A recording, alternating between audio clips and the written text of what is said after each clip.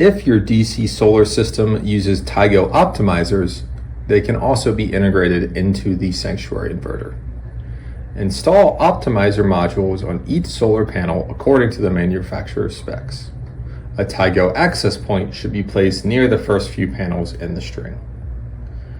The Tigo CCA must be installed, and the power supply must be wired into the Sanctuary's 12-volt DC rapid shutdown port.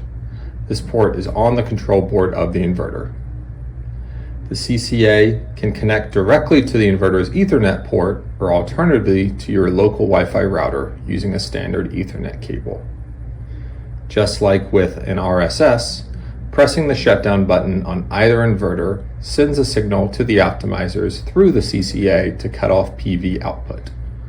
Only one inverter needs to host this connection for the entire system, and pressing a shutdown button on any inverter will trigger this functionality.